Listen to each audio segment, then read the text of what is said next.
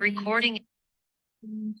Hi, friends who are watching this later. We just remembered to press record, but you didn't miss anything at all other than being introduced to me, Angela. Hello, everyone. Welcome.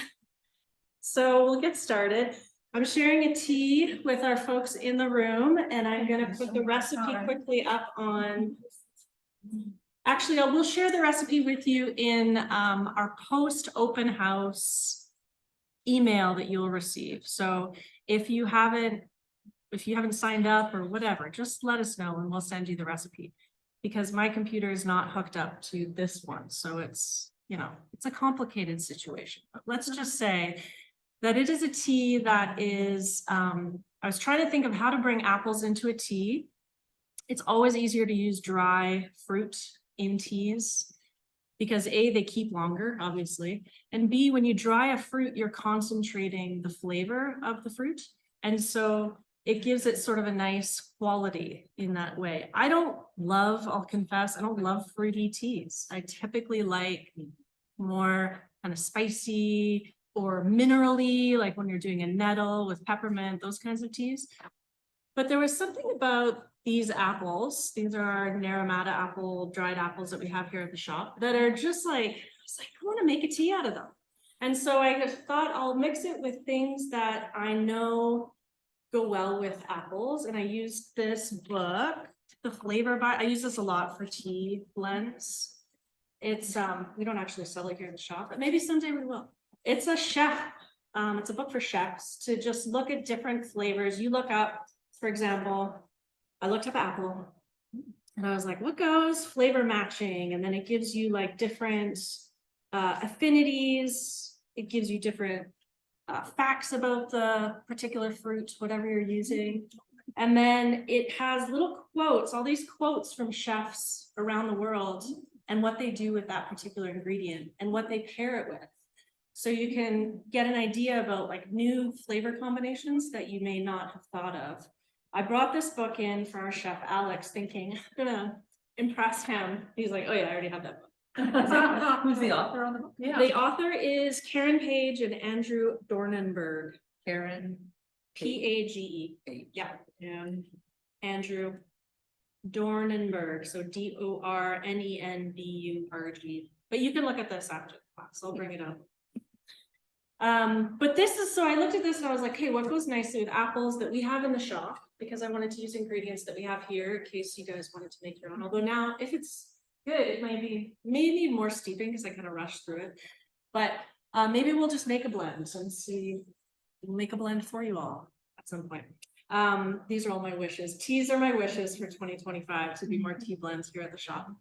So I work here part-time at the shop and I am a nutritional consultant in my other life. I do walking meditations, which I have also done with the late seller. Come on in. Oh yeah, you're welcome. Welcome to me.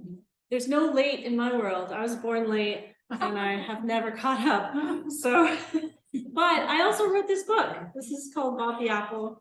It is a children's book, as you can, but for the child in all of us, really. No book is just for one person. And so I wanted to talk a little bit about this book, but I will mention the tea. I did rooibos as sort of a base. Very rich in vitamin C, high in antioxidants. It's like got that kind of orangey red pigment that's so wonderful for us to consume. And then I love cardamom. Cardamom goes beautifully with apples. Same with ginger, same with cinnamon. So I brought those in as well. I did the apples, of course. I used quite a bit of apples. These are not, the flavor doesn't really come out a lot in water. So I put a lot of them in, but I think I don't know, hopefully you can have a little hint of it in there. I used rose hips and rose petals because apples, as we'll talk about, are part of the rose family. They're Rosaceae family. And if you've ever seen a wild rose turn into a rose hip, it's exactly the same as an apple blossom turning into an apple, just on a larger scale. Vanilla powder, which we sell like the best vanilla powder I've ever tasted. So we have a lot of it. So buy vanilla powder from our shop. It's so delicious. And I don't often use powders in teas because they really don't, they inevitably leave a little bit of at the bottom, but vanilla is just something that's so delicious that baby. I'm gonna give it just a few more minutes, because I really want our apples to be delicious. So that's gonna beep again in 5 minutes. You'll all help me remember. Okay, so that's the tea. Any questions on the tea? So if you didn't want to use the vanilla powder, because you don't want that little kind of grittiness at the end, you could just like cut off a piece of vanilla bean and Absolutely. steep it in there. Yes, yeah, absolutely. But because I was making this on like a larger scale, wanted to make sure I have vanilla there. Yes. How much do you use of each of the other? Yes, you know what? This is one of the slides that got disappeared. Was the one where I put the parts. So let's say I did about 4 parts rooibos, 2 parts cardamom, 2 parts apple, 1 part ginger, 1 part cinnamon chips, probably quarter to a half of the rose hips. They're quite sour, so it depends on how much sourness you like. Rose petals are so strong that you always just kind of want to flavor it with it. So I probably did about a 1/4 part rose petal, and then vanilla powder to taste, or vanilla beans to taste. If Yeah. you registered for the open house, they're going to mail the report. Yeah, and The rest. I can give it to you also later. So however, you know, when you're making a bigger batch, obviously you're gonna use larger parts. But Yeah. if you're just making your own little, No, I like how you've gone part because we obviously get it. then you can expand it. Yeah, yeah. And this, you know, I find like I love making teas. My friend Reese here is an amazing tea maker as well. And it's a great gift for people because you often end up with huge batches of nettle. You're like, what am I gonna do with all this nettle? Make a tea blend for somebody and add in all the other amazing flavors and yeah. Just as an aside, I had taken a tea blending course that you did a couple of years ago. Yes. Are you planning to offer that again? Because it was really good. Yeah, well, we're gonna do the Herb Club, High Vibe Herb Club, Donna. I expect to see you there. So that, I'll talk about it more at the end of class. But one of the classes that we'll do will be a herbal tea blending. Yeah, and how you can come up with tea blends. And what, you know, as the more herbs you've tried so many herbs, the more herbs you try, obviously, then the more you're gonna know the flavors. Like as soon as I did this idea of an apple tea, I was like, I think rooibos needs to be the sort of the base of it, because it's a nice base for anything that's more fruity in that way. And it also tastes, if you've had a rooibos chai, it tastes so beautiful with those more spicy, pungent herbs. Yeah. So, to the book. We're here to talk about books today, all the local books. But also to talk, and then in talking with Malcolm, he's like, come and do this book talk. He's like, but maybe talk about apples. And I was like, okay, I'll talk about apples. I love apples. My favorite fruit. So I'll pass around some apples. This is my favorite apple. It's called the Ambrosia. Oh, yes. They're always sweet. They're always sweet, they're always crisp. Now, everybody I've learned has very different apple tastes. Good. Too hard, yes. It's not good for one to at all.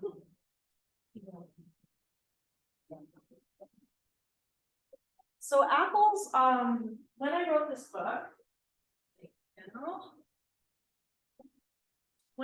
book, I always read stories to my children before bed, like probably most people do. But there came a point where it's like, okay, the lights got to go out, but they still wanted me to lay there. So I'd usually sing a song or I'd make up another story with the lights out so that they could kind of like start getting their nervous systems wound down. And we were at our cabin. It was a big, long summer day. I was exhausted. It was my turn to put the kids to bed. And I'm laying with them, reading story after story after story. And I'm like, hey, we gotta get to bed, guys. So we turn off the lights. And they're like, oh, can you stay with us? Can you just tell us one more story? And I was like, I guess, but I'm so tired. I can't think of a topic. So I said, give me a topic. My son said, an apple. I was like, okay, we have an apple tree on our little property. I was like, okay, yeah, apples. Okay, for sure. I can tell a story. So I was thinking, going back to my theater background, improv, like the character needs an obstacle. What would an apple have an obstacle against? And I thought, oh, well, like fear is the classic obstacle that we all encounter. So I, what is it afraid? I was afraid of being eaten or changed or picked or, you know, whatever. And so I told them this story. And then in the morning I woke up and I was like, oh, it's kind of a good story. I'm gonna write it down. So I wrote it down in my journal. And then I have this, I think I feel good about this, guys. And so I wrote it down and then I forgot all about it. As a lot of us do with our journal entries. We write them down and then forget. So years later, I ran into Sachiko, who's an artist. Her parents own the martial arts studio down the street. And she had started to hang her art up in the studio. And I was like, gosh, she's such an amazing artist. She does this little like watercolory, beautiful pen and ink kind of things. So I bought these little pieces. She had these little bee hexagons inside a poplar piece, poplar that was chopped and polished out. They're so beautiful. They're like 3 little bees inside these poplar pieces. So I'm gonna buy these. These are awesome. And then I noticed that she illustrated her dad's book. And so I was like, hey, would you illustrate a kid's book? And she's like, well, it's a good book, maybe. And I was like, I don't know if it's good. I went to try to find the story in my journal from 8 years previously and found it. I don't declutter my house that often, so all the journals are there. And brought her the story, and she sent me basically this picture back. And I started crying. I was so happy. I was like, oh my gosh. So from that, I decided to, with the help of my dear mother, because publishing books is a very expensive venture, decided to publish this book, turn it into what you see before you. And it was a really nice experience. It's nice to make something and then to actually see it come to some sort of fruition. And so in thinking about today's presentation, I was like, okay, apples, why apples? Why did my son pick apples of all the things he could have picked? And it's like, because apples are so ubiquitous especially in the Northern Hemisphere. This is where they're native to this sort of half of the world, I guess. You do see them grown in Oceania, for example. Everybody knows about New Zealand, famous for their apples, but they're all brought down there. It's not native to that region. They are from this part of the world, well, the other side. They're from Kazakhstan. So they are thought to be about 750,000 years old, is where they find the first sort of evidence of apples in the earth. And this apple here that you can see, and again, I'll share these slides with you online, so don't worry. Maybe you can see it up here. Looks very similar to our modern day apple. It is what wild apples looks like. There was many varieties of them, but not all of them were edible. Some of them are really sour, really tough skin, and they weren't like a primary source of food for people, but they grew in apple forests, so wild apple forests in Kazakhstan. You don't know where Kazakhstan is. It's between China and Russia, kind of right in the middle of Central Asia. And the wild progenitor, so that's like the initial apple that we would know our domestic apples from, was the Malus sieversii, I think is how you say it. Sieversi. Malus means apple, so anytime you see that, you know it's an apple species. And the one that we have now is the Malus domestica. And then there's various varieties based on, like, crab apples have a different species name. Crab apples, incidentally, are the apples that are native to North America. So those are the ones that we had.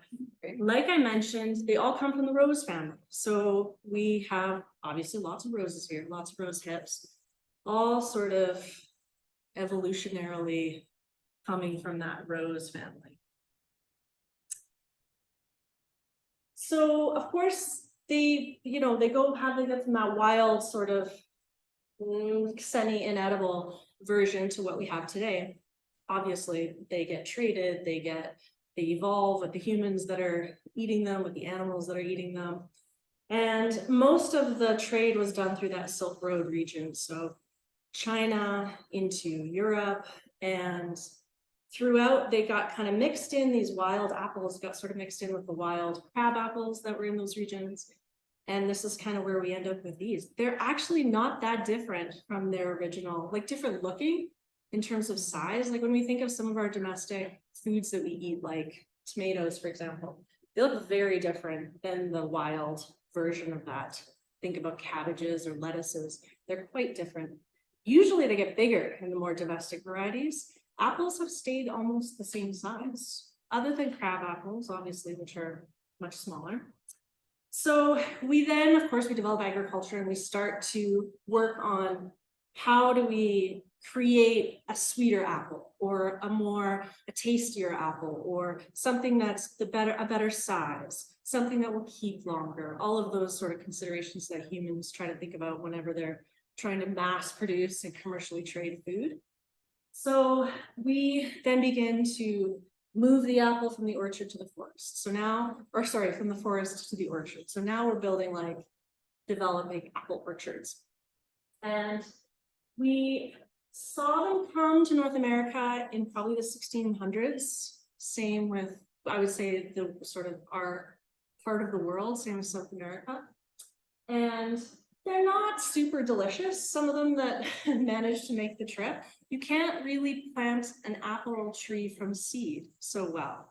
And in fact, if the seed DNA is so varied that if you say, okay, I want to plant an ambrosia apple tree, I'm going to use the seed from this apple, you will probably not get an ambrosia. There's just so much variety, genetic diversity within the seed, that it's a little bit like saying, I'm going to have a baby with my husband. I want the baby to look exactly like me. It's not going to. There's just too much genetic variation. So it's really difficult to sort of selectively breed apples in that way.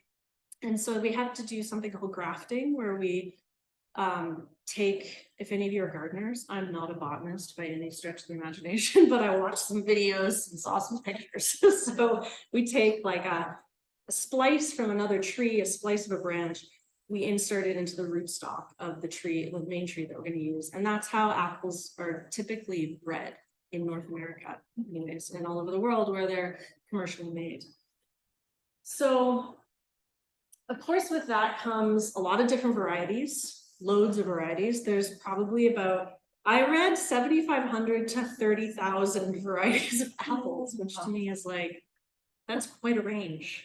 But we know that anytime you're doing this sort of genetic, like, selective breeding, all kinds of things can happen, but it can also create a sort of monocrop situation, which humans are famous for developing, which affects our soil and the ability for the soil to remain healthy. It also affects, of course, the plant itself, because when a plant loses some of its wild sort of nature, it's no longer as robust in defending itself against pests, fungi, and bacteria. So what really happened in North America, a lot of our initial apples, which didn't taste that great, we would use for ciders or sauces. But when we started to kind of commercially grow apples that you're going to eat, there started to be a lot of focus on, oh, let's just grow the sweetest, most delicious apple that we can possibly grow, which of course then opens that apple up to disease. So they are one of the most sprayed fruits that we can consume. We try to get, obviously, as much as we can, organic options, and hello, come on in. We try to get organic options and figure out other ways in which we can kind of maybe grow our own apples, as we can do here in Calgary. And so there's now been a sort of reinvigoration and interest in the sort of more ancient wild apples that we see in Central Asia and in China, because many of those apples have developed a sort of hardiness to especially cold weather conditions. Canada is famous for developing a number of genetically modified apples. So genetic modification is different than the grafting that I was telling you about before, because of course you're inserting bacteria, viruses, whatever, into the actual DNA of the plant, which will create, we don't know what. It's kind of a relatively new technology, and we're kind of not sure how it's going to turn out, but it is still something that is used in our culture. These apples are bringing in those kind of wild DNA that the sort of more ancient apples is, I think, probably a better approach, because now we're kind of getting a little bit back into nature knows how to evolve itself to suit its conditions much better than we know how to tell the nature to evolve itself to suit the external conditions. So that's that. Okay, so the mythology of the apple, probably most of you know about our friends Adam and Eve, if you are familiar with Christian mythology or Christian history. And what's interesting about, so there's so many cultures around the world, all primarily northern cultures, because like I said, this is kind of where the apple is most native, have a mythology of apples, because they predate humans. We've only been around for 300, maybe 400,000 years. Apples have been along 750. So they were here long before we were. But the interesting thing about this is, you always think about Adam and Eve and the apple, but the Bible actually never mentions what the fruit is. It just says the forbidden fruit. And the Renaissance painters, of which this gentleman, Lucas Cranach the Elder, was one. This painting is from 1530. They really started to, they were like, the forbidden fruit? Wow, this has got to be an apple, because what's the first fruit you think of when somebody says, think of a fruit? It might be an apple because we've just talked about apples for the last 20 minutes, but probably it might be a very common one.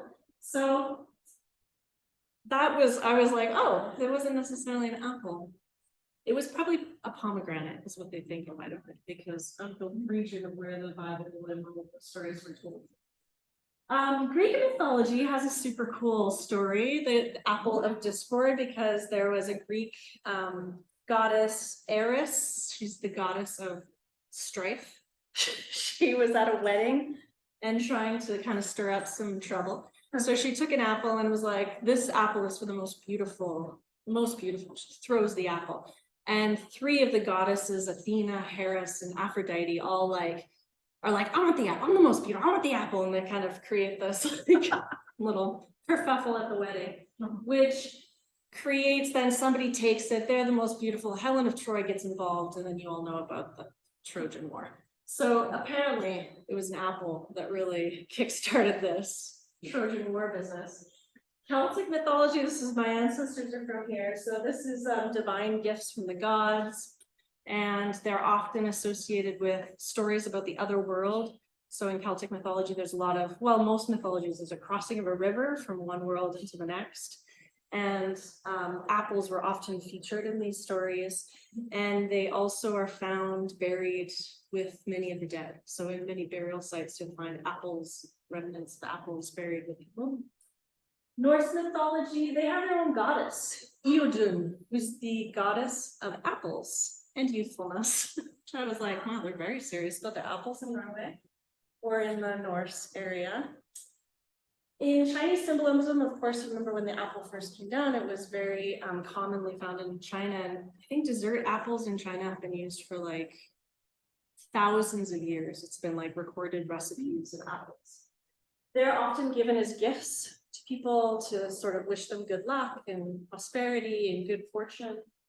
And there's a Welsh phrase, my mom was born in Wales. I will not attempt to pull off a Welsh accent because it's much too difficult, but from the 19th century, which Anita, I was thinking of you. Eat an apple on going to bed, you'll keep the doctor from earning his bread. Which reminds us of another common apple a day keeps the doctor away. Yeah. So that wasn't just a marketing ploy from early 20th century America. That was an old Welsh saying. Okay, so where are we at? Perfect.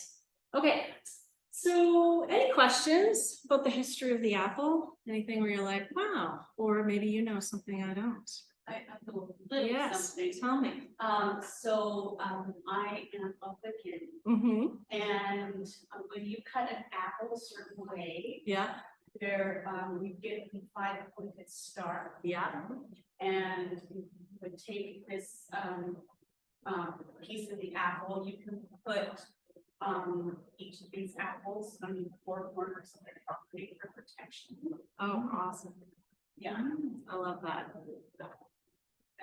I often think about, you just reminded me, like, as you were telling this story, I had a vision of a Christmas decoration that someone had made me or had seen, where they had, it was just a like an apple circle, a dried apple circle with a star in the middle, and they had like a little string hanging from it. That's so cool. You got them horizontally instead of vertically. Mm-hmm. You see the, And then you the get star pattern. The sort of seed pod, yeah, is the star pattern. Yeah, it's an amazing. It's such a humble little fruit, but so. And the apple of my eye. The apple of my eye. You're the apple of my eye. Okay.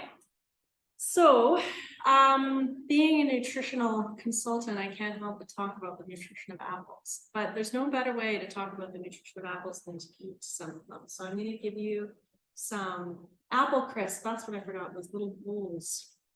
But that's the things, my lovely. So no, again, you're not obligated to have the apple crisp. We can just use our cups if we wanted to come around and scoop them in. I don't mind. Yeah, you might want more either. Oh, at that. She's got one. Thank you. And then I have a little bit of milk, because I like milk on my apple crisp. That's how my mom always made it. And so I'm partial to that, but you don't have to have that. It is dairy milk, but we also have some coconut milk, or you can just have it just plain. I will share with you what's in it. It is gluten-free. It is not sugar-free. I use coconut sugar in it. I used a lot of butter, so it's not fully dairy-free. It is happy butter, but it is still butter. For those of you online, if you buy my book, the recipe is in the back. This is my Granny Jean's recipe. My mom's mom. It's a very matriarchal day today.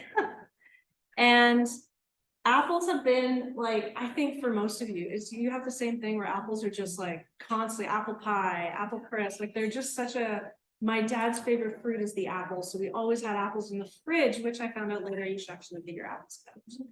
But my mother would not abide, she wanted cold apples, so who might argue? So I also have dried apples here, which are the dried apples that we used in our tea. So I can hand that around and you're all welcome to give those a go as well.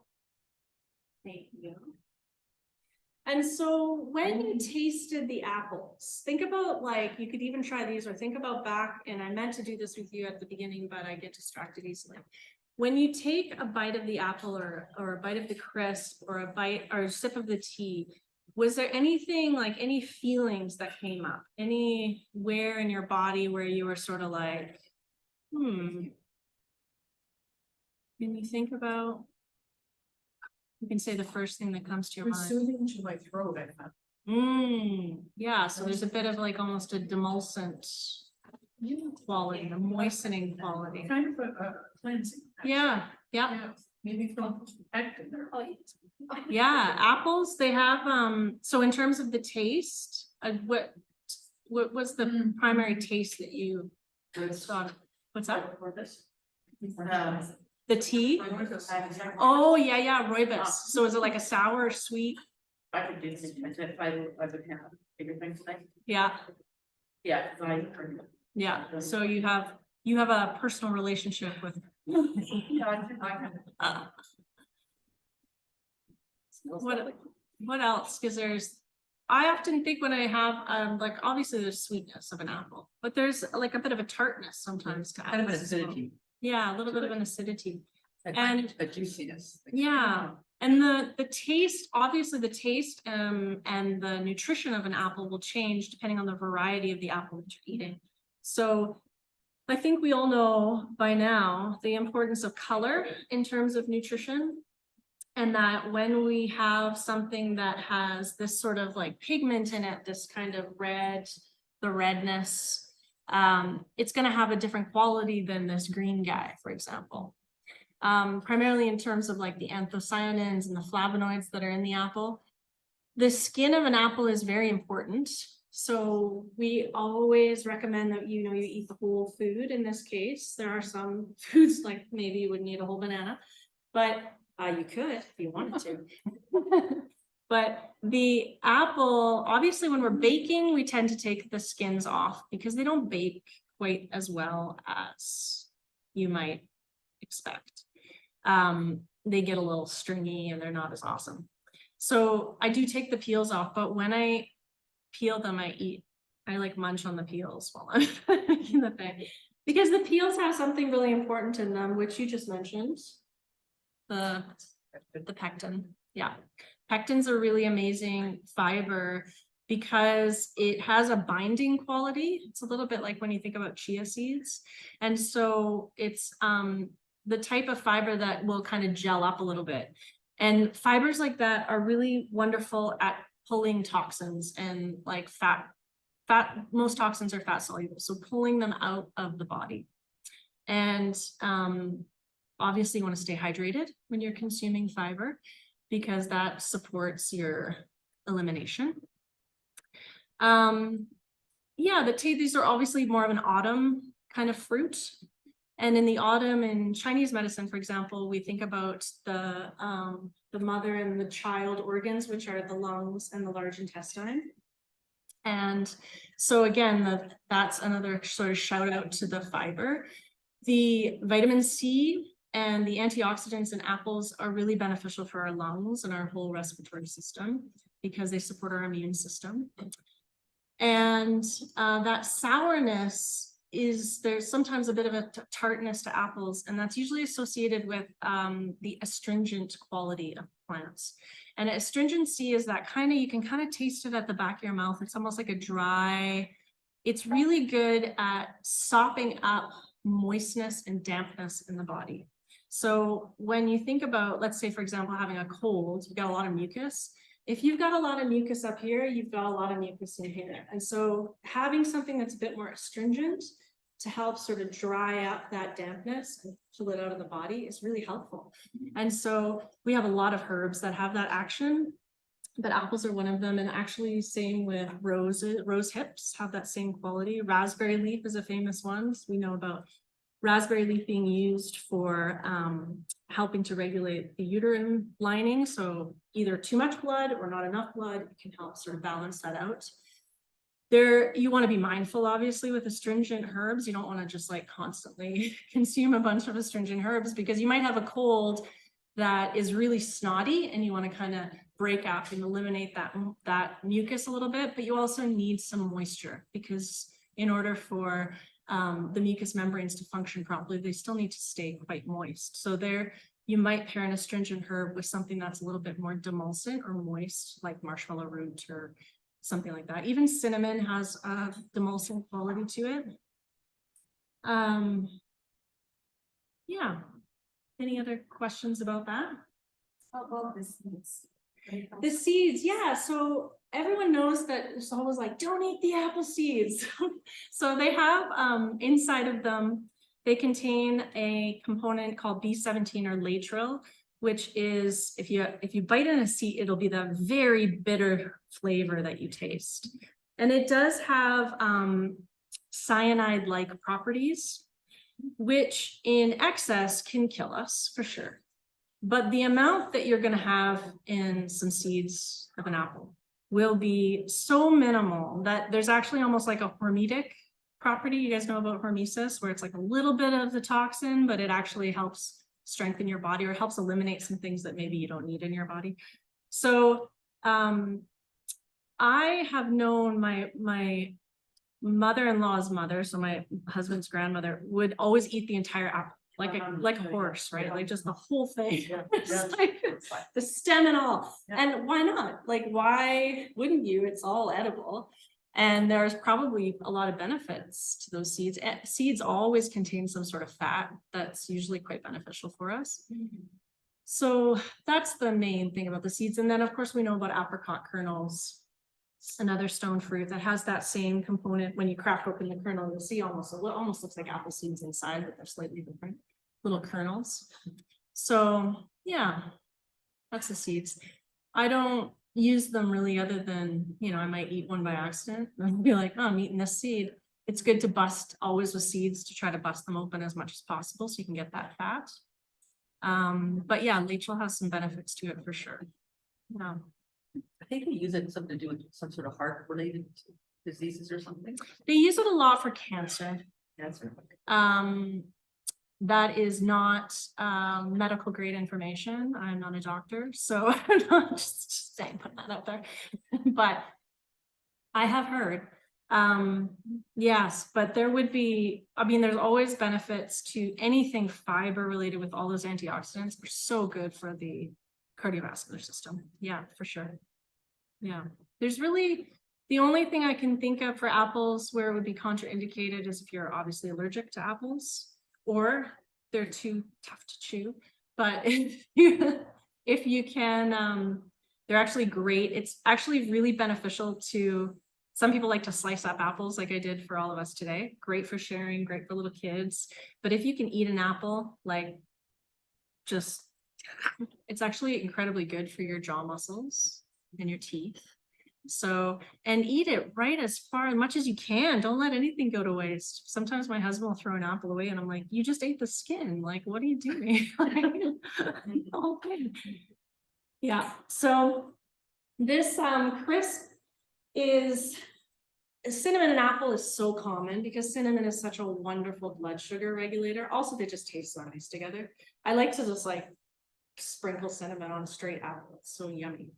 But the cinnamon that we've used is the true cinnamon. It's the Ceylon cinnamon, so it's their Ceylon cinnamon. So it's more beneficial in balancing our glucose levels. There's also a tiny bit of fiber in it, which is very helpful.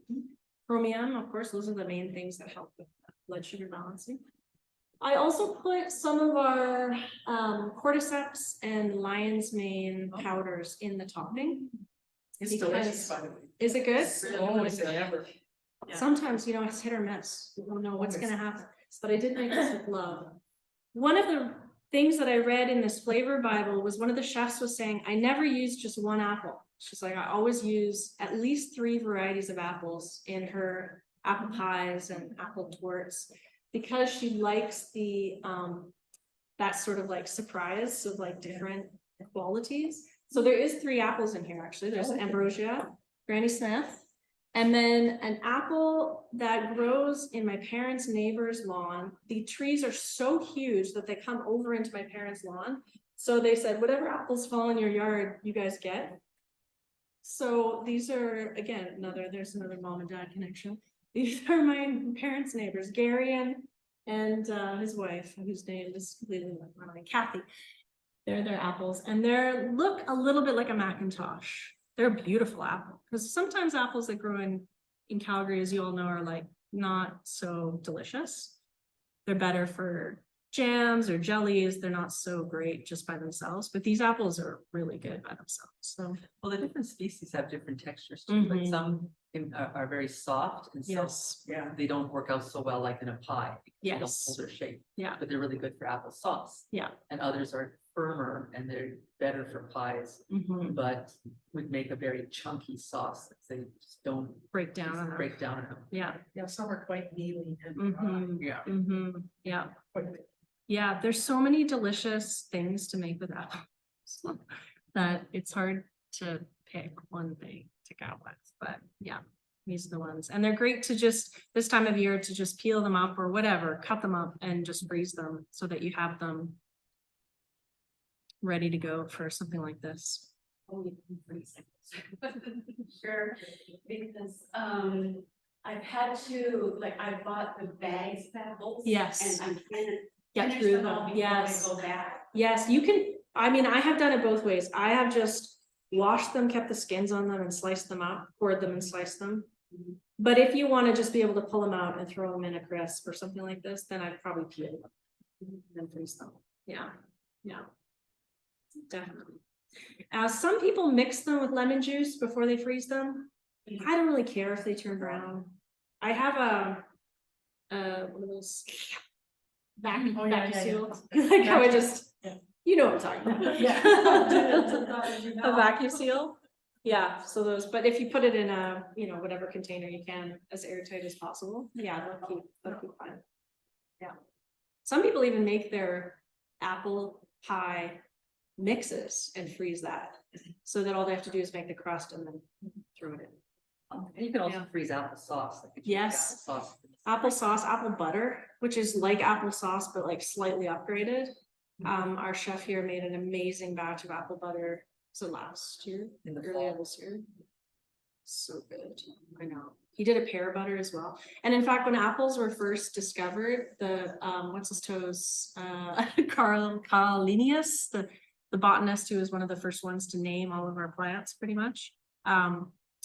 He thought they were in the pear family, thought apples were in the pear family. So you'll see some historical references to apples that have the I think it's PYRA, it's the pear genus instead of the apple genus.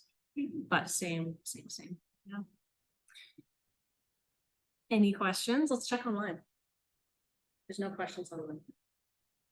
I don't have a question, but I do have a comment. Yes.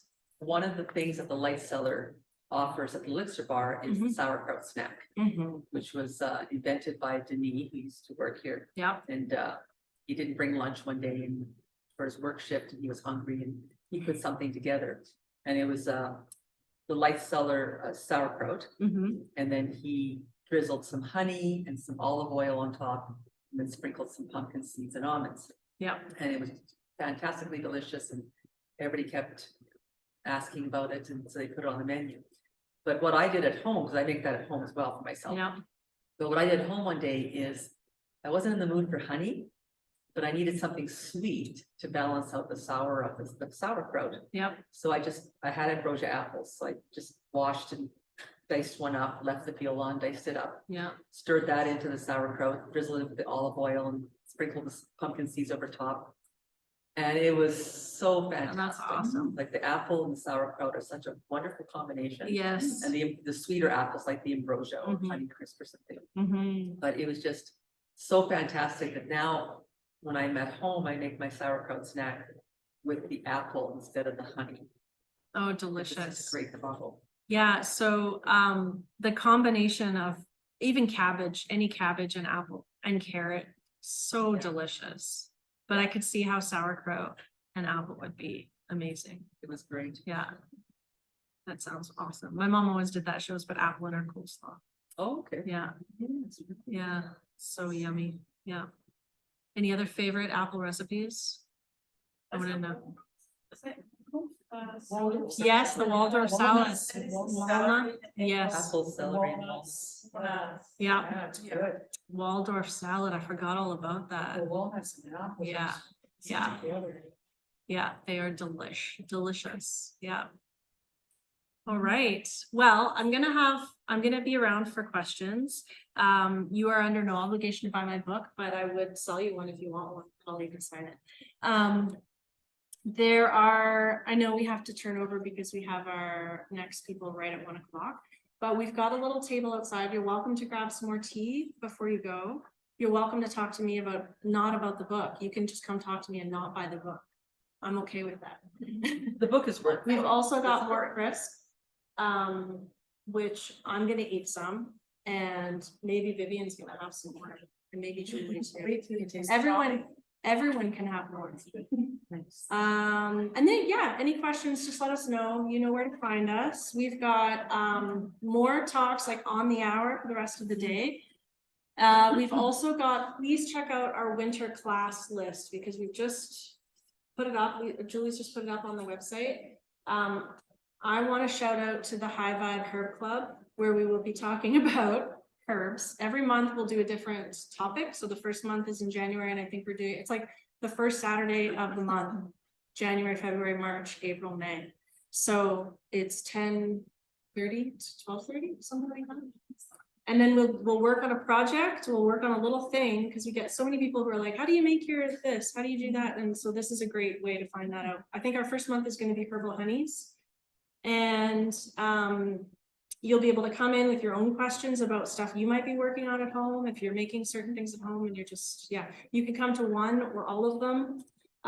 But there's a ton of amazing classes. So please check them out on the website, get our newsletter, all of those things. Okay. Well, thank you for. And thank you. very much. Thank you. Thank you for coming. And it's worth buying the books. It's really not fun. This is all me. If you need to follow me, please do. And what else? Anything else, Julie? No, gotta get out of the way for the next person. That's She's what. kicking me out. Yep. Thank you guys all for coming. It's Thanks, been so Angela. nice to talk to actual humans. I appreciate it. Even though I love you guys too. Thank you. Thank you. Okay. When I was pregnant, I ate a couple of apricot seeds by mistake, and then I found out, I thought, oh my God, I poisoned my baby. So I went, You have to I eat went to a the lot. doctor and I talked to him and he said, no, I'm sure it's fine. It was a needless point. Because I was scared. Should I? Because I'm Yeah, signing. We'll end the recording. not end that. I didn't find out about the apple seeds until I went from the industry. Oh, and they used to kill somebody. They